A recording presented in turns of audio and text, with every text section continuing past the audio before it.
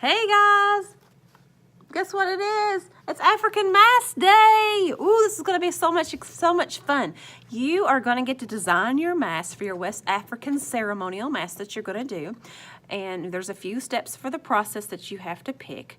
So, let's begin talking about them. So today you're going to design your mask and you will actually be drawing it out on a piece of paper first. So you're going to get like a half piece of paper like this, and you can draw an oval. Let me see, I had an oval designed here for you like this on there, and just a random oval, so don't be worried about it because this is just a planning piece of paper. And then in the middle of the paper you will want to draw like your eyes on there, just kind of in the middle. And then once you've done that, you want to decide what type of ceremonial mask that you want to be working on. Now remember, last time we did this, we talked about in our class about the different types of ceremonies that they did. So you have like war masks, death masks, hunting masks, birth, and what's the opposite of birth? Death. So they had deaths, just like death ceremonies, just like we do with funerals or marriages. Baby showers, we learned about all about that. So they also have marriage masks. They had good fortune mask, ancestor spirit mask, which could be used in lots of different ceremonials. Initiation of young men. There might be one that I'm forgetting. Harvest, rain. Okay, so those are the ones. So let me go over those a little bit for you, let you see them. Remember, this was an ancestor spirit mask. This is the one that Karsten had worked on. Notice it's left to right symmetry, and every line that he created to different sections, he had to make sure that they were on here. And also you are required to make sure you have a mouth section that's very visible, that I can understand that that's a mouth. You will have these parts for the eyes already drawn in your example one today, and they will be cut out next time. So do not cut yours out today, just design it. Okay, so this is a rain mask. Notice that the left to right symmetry. Also, this area is looks like the mouth, and you can see the different colors that they used. This one's also a rain one. And if you remember this one was our harvest mask. I said, but notice the symmetry is not quite perfect on this one, but I did like the color choices that they did for this one. This was a war mask, and if you notice, the white really plays into that one a lot. And we have, let's see, a harvest mask. This is a harvest mask. I like this one. I like the harvest mask, especially the way that they did their streamers around that one. Can you find the mouth area kind of in here? And let's see if there's any more that I want to get you to pay attention. Here's a good fortune mask. I like this one. It's kind of cool, especially the colors that they did.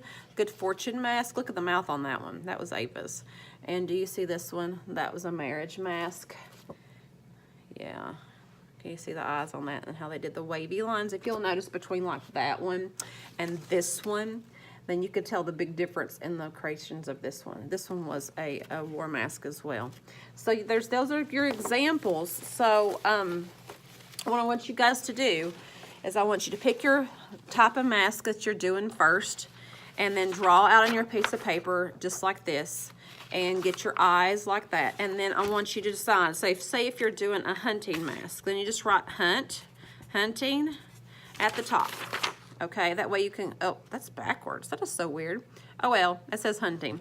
And then create your lines in there, your mask that you want to do. Make sure you have a mouth area, however you want. Though this is a kind of an odd looking mask. I don't know about that one. What do y'all think? That's hilarious. Okay, so you can make whatever you want to on it, but you kind of want to make it look ferocious if you're making like some like hunting or death, and you don't want to make it look ferocious, obviously. If it's a birth one, probably I wouldn't think so.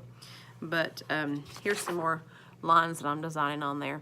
That's looking better, isn't it? Okay, we'll take that one. So remember, it needs to be left-right symmetry. That is bad. That is not symmetrical. I'm going to color it in. Now he has a unibrow. What do y'all think about that one? That is hilarious. Okay, so once you get it from here, now you're going to draw this out with a pencil, obviously. I have a Sharpie.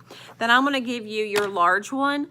I mean, well, the substitute. She'll give you the large one that is the size of this one. Okay, so see the size of that one. And it will be looking like this. So these are kids in the class the other day that worked on them. And on the back of this one, it says a harvest mask. So I know that this is a harvest mask because the kid wrote on the back harvest and then their name. And you can see this one right here is just getting started. Do you see that? How it's just getting started? Okay, so at the end of class, you should have this drawn out with pencil, hopefully. If you get really good today, and you may have it traced out in Sharpie. Here's one that's traced out in Sharpie. Do you see that one, how it's traced out in Sharpie? So that one would be really good if you can get that far. I think somebody in this class actually got to some of the coloring. Yeah, here's one. So you can see how that kid really worked and focused, and they have started doing some of their coloring. And even when he was working on that, he had to understand that if this little section is blue, then this little section has to be blue over here. And this little section is red, then this little section has to be red because it has to be left to right symmetry. That's very important. So if you get to the coloring today, you've got to have left to right symmetry even with the coloring portion of it. All right, so I hope that gives you guys enough to know what to do. Please put your artwork in the middle of the table when you're all finished, and then let the substitute pick those up and keep those organized. So next class when you guys come back in, I want you to finish coloring all of the masks. That's going to be important, and then get it cut out, including the eyes.